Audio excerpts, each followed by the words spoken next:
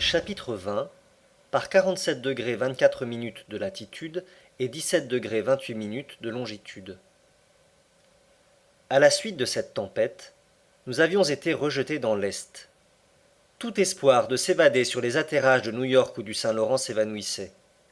Le pauvre Ned, désespéré, s'isola comme le capitaine Nemo. Conseil et moi, nous ne nous quittions plus. J'ai dit que le Nautilus s'était écarté dans l'est, j'aurais dû dire plus exactement dans le nord-est. Pendant quelques jours, il erra, tantôt à la surface des flots, tantôt au-dessous, au milieu de ces brumes si redoutables aux navigateurs. Elles sont principalement dues à la fonte des glaces qui entretient une extrême humidité dans l'atmosphère. Que de navires perdus dans ces parages lorsqu'ils allaient reconnaître les feux incertains de la côte. Que de sinistres dus à ces brouillards opaques. Que de chocs sur ces écueils dont le ressac est éteint par le bruit du vent.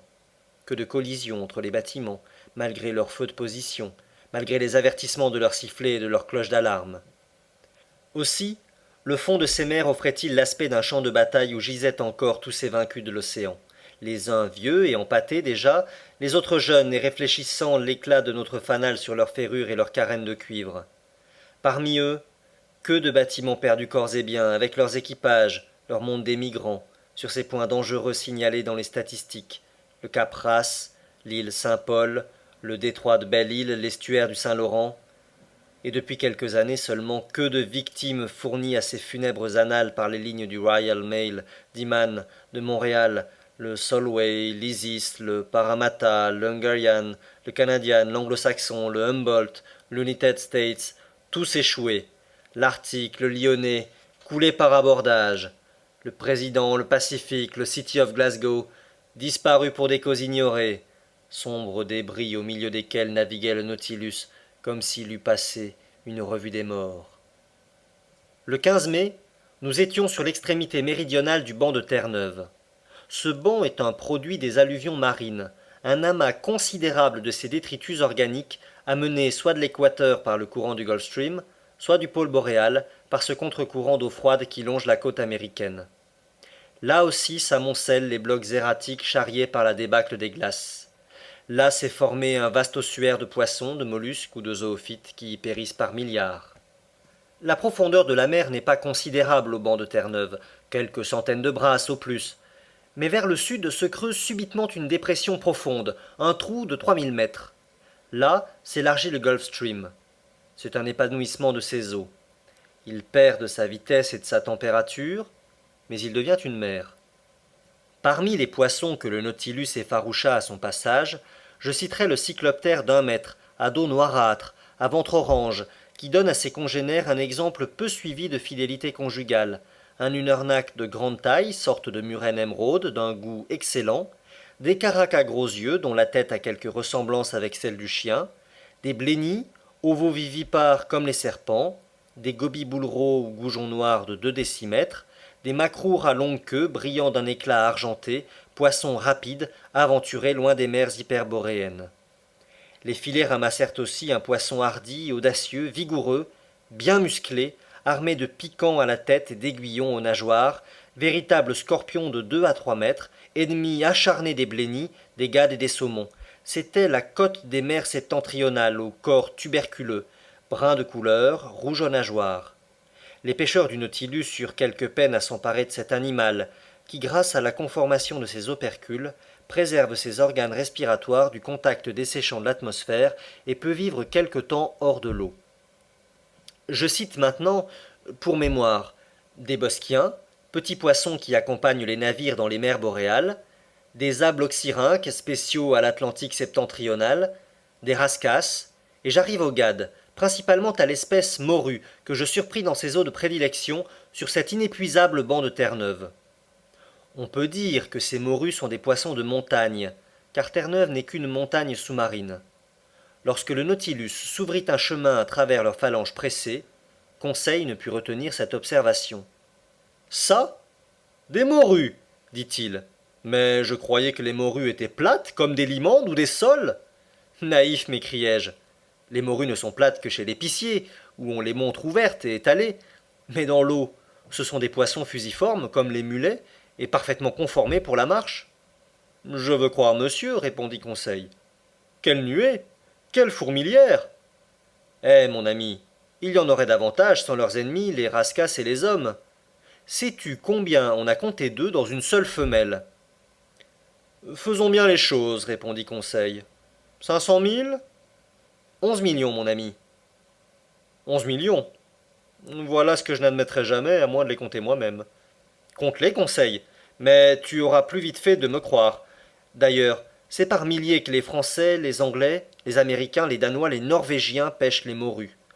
On les consomme en quantité prodigieuse, et sans l'étonnante fécondité de ces poissons, les mers en seraient bientôt dépeuplées. Ainsi, en Angleterre et en Amérique seulement, 5 000 navires montés par 75 000 marins sont employés à la pêche de la morue.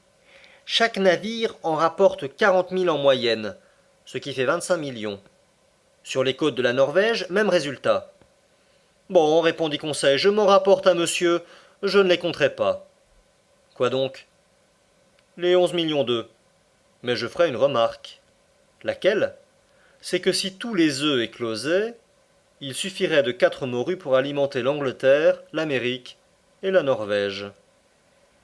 Pendant que nous effleurions les fonds du banc de Terre-Neuve, je vis parfaitement ces longues lignes armées de 200 hameçons que chaque bateau tend par douzaines. Chaque ligne, entraînée par un bout au moyen d'un petit grappin, était retenue à la surface par un aurin fixé sur une bouée de liège. Le Nautilus dut manœuvrer adroitement au milieu de ce réseau sous-marin.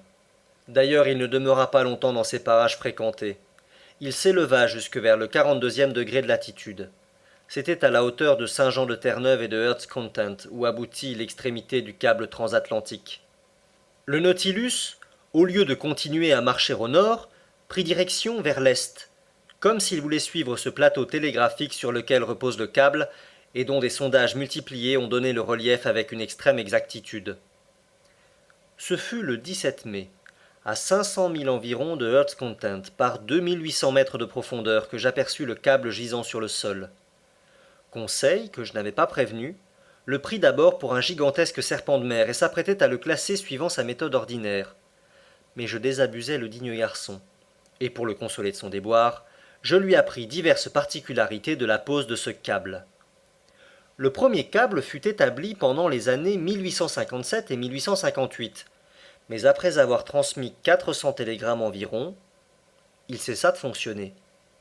En 1863, les ingénieurs construisirent un nouveau câble, mesurant 3400 km et pesant 4500 tonnes, qui fut embarqué sur le Great Eastern. Cette tentative échoua encore. Or, le 25 mai, le Nautilus, immergé par 3836 mètres de profondeur, se trouvait précisément en cet endroit où se produisit la rupture qui ruina l'entreprise. C'était à 638 milles de la côte d'Irlande. On s'aperçut, à 2 heures après-midi, que les communications avec l'Europe venaient de s'interrompre. Les électriciens du bord résolurent de couper le câble avant de le repêcher, et à 11 heures du soir ils avaient ramené la partie avariée. On refit un joint et une épissure, puis le câble fut immergé de nouveau. Mais, quelques jours plus tard, il se rompit et ne put être ressaisi dans les profondeurs de l'océan. Les Américains ne se découragèrent pas. L'audacieux Cyrus Field, le promoteur de l'entreprise qui y risquait toute sa fortune, provoqua une nouvelle souscription. Elle fut immédiatement couverte. Un autre câble fut établi dans de meilleures conditions. Le faisceau de fil conducteur, isolé dans une enveloppe de gutta-percha, était protégé par un matelas de matière textile contenu dans une armature métallique. Le Great Eastern reprit la mer le 13 juillet 1866. L'opération marcha bien. Cependant, un incident arriva. Plusieurs fois, en déroulant le câble, les électriciens observèrent que des clous y avaient été récemment enfoncés dans le but d'en détériorer l'âme. Le capitaine Anderson, ses officiers, ses ingénieurs se réunirent, délibérèrent et firent afficher que si le coupable était surpris à bord, il serait jeté à la mer sans autre jugement. Depuis lors, la criminelle tentative ne se reproduisit plus. Le 23 juillet, le Great Eastern n'était plus qu'à 800 km de Terre-Neuve lorsqu'on lui télégraphia d'Irlande la nouvelle de l'armistice conclu entre la Prusse et l'Autriche après Sadowa. Le 27, il relevait au milieu des brumes le port de Heart's Content. L'entreprise était heureusement terminée, et par sa première dépêche, la jeune Amérique adressait à la vieille Europe ces sages paroles si rarement comprises: gloire à Dieu dans le ciel, et paix aux hommes de bonne volonté sur la terre. Je ne m'attendais pas à trouver le câble électrique dans son état primitif, tel qu'il était en sortant des ateliers de fabrication. Le long serpent, recouvert de débris de coquilles, hérissé de foraminifères, était encrouté dans un empattement pierreux qui le protégeait contre les mollusques perforants. Il reposait tranquillement, à l'abri des mouvements de la mer et sous une pression favorable à la transmission de l'étincelle électrique qui passe de l'Amérique à l'Europe en 32 centièmes de seconde. La durée de ce câble sera infinie sans doute, car on a observé que l'enveloppe de gutta-percha s'améliore par son séjour dans l'eau de mer. D'ailleurs, sur ce plateau si heureusement choisi, le câble n'est jamais immergé à des profondeurs telles qu'il puisse se rompre. Le Nautilus le suivit jusqu'à son fond le plus bas, situé par 4431 mètres, et là, il reposait encore sans aucun effort de traction. Puis, nous nous rapprochâmes de l'endroit où avait eu lieu l'accident de 1863. Le fond océanique formait alors une vallée large de 120 km sur laquelle on eût pu poser le Mont Blanc sans que son sommet émergeât de la surface des flots. Cette vallée est fermée à l'est par une muraille à pic de 2000 mètres. Nous y arrivions le 28 mai, et le Nautilus n'était plus qu'à 150 km de l'Irlande. Le capitaine Nemo allait-il remonter pour atterrir sur les îles britanniques? Non. À ma grande surprise, il redescendit au sud et revint vers les mers européennes. En contournant l'île d'Emeraude, j'aperçus un instant le cap Clear et le feu de Fastnet qui éclairent les milliers de navires sortis de Glasgow ou de Liverpool. Une importante question se posait alors à mon esprit. Le Nautilus oserait-il s'engager dans la Manche? Ned Land, qui avait reparu depuis que nous rallions la terre, ne cessait de m'interroger. Comment lui répondre? Le capitaine Nemo demeurait invisible. Après avoir laissé entrevoir aux Canadiens les rivages d'Amérique, allait-il donc me montrer les côtes de France? Cependant le Nautilus s'abaissait toujours vers le sud. Le 30 mai, il passait en vue du Land's End, entre la pointe extrême de l'Angleterre et les Sorlingues, qui laissa sur tribord. S'il voulait entrer en Manche, il lui fallait prendre franchement à l'est. Il ne le fit pas. Pendant toute la journée du 31 mai, le Nautilus décrivit sur la mer une série de cercles qui m'intriguèrent vivement. Il semblait chercher un endroit qu'il avait quelque peine à trouver. À midi, le capitaine Nemo vint faire son point lui-même. Il ne m'adressa pas la parole. Il me parut plus sombre que jamais. Qui pouvait l'attrister ainsi? Était-ce sa proximité des rivages européens? Sentait-il quelque ressouvenir de son pays abandonné? Qu'éprouvait-il alors? Des remords ou des regrets? Longtemps cette pensée occupa mon esprit, et j'eus comme un pressentiment que le hasard trahirait avant peu les secrets du capitaine. Le lendemain, 1er juin, le Nautilus conserva les mêmes allures. Il était évident qu'il cherchait à reconnaître un point précis de l'océan. Le capitaine Nemo vint prendre la hauteur du soleil, ainsi qu'il avait fait la veille. La mer était belle, le ciel pur. À 8 milles dans l'est, un grand navire à vapeur se dessinait sur la ligne de l'horizon. Aucun pavillon ne battait à sa corne, et je ne pus reconnaître sa nationalité.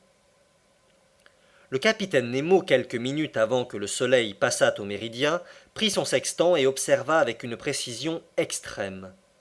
Le calme absolu des flots facilitait son opération. Le Nautilus immobile ne ressentait ni roulis ni tangage. J'étais en ce moment sur la plate-forme. Lorsque son relèvement fut terminé, le capitaine prononça ces seuls mots. « C'est ici !» Il redescendit par le panneau. Avait-il vu le bâtiment qui modifiait sa marche et semblait se rapprocher de nous? Je ne saurais le dire. Je revins au salon. Le panneau se ferma et j'entendis les sifflements de l'eau dans les réservoirs. Le Nautilus commença de s'enfoncer suivant une ligne verticale, car son hélice entravée ne lui communiquait plus aucun mouvement. Quelques minutes plus tard, Il s'arrêtait à une profondeur de 833 mètres et reposait sur le sol. Le plafond lumineux du salon s'éteignit alors. Les panneaux s'ouvrirent, et à travers les vitres, j'aperçus la mer vivement illuminée par les rayons du fanal dans un rayon d'un demi-mille. Je regardai à bâbord, et je ne vis rien que l'immensité des eaux tranquilles. Par tribord, sur le fond, apparaissait une forte extumescence qui attira mon attention. On eût dit des ruines ensevelies sous un empattement de coquilles blanchâtres comme sous un manteau de neige. En examinant attentivement cette masse, je crus reconnaître les formes épaissies d'un navire, rasé de ses mâts, qui devait avoir coulé par l'avant. Ce sinistre datait certainement d'une époque reculée. Cette épave, pour être ainsi encroûtée dans le calcaire des eaux, comptait bien des années passées sur le fond de l'océan. Quel était ce navire? Pourquoi le Nautilus venait-il visiter sa tombe? N'était-ce donc pas un naufrage qui avait entraîné ce bâtiment sous les eaux? Je ne savais que penser, quand près de moi j'entendis le capitaine Nemo dire d'une voix lente. Autrefois, ce navire se nommait le Marseillais. Il portait 74 canons et fut lancé en 1762. En 1778, le 13 août, commandé par la Poïbe Vertrieux, il se battait audacieusement contre le Preston. En 1779, le 4 juillet, il assistait avec l'escadre de l'amiral d'Estaing à la prise de Grenade. En 1781, le 5 septembre, il prenait part au combat du comte de Grasse dans la baie de la Chesapeake. En 1794, la République française lui changeait son nom.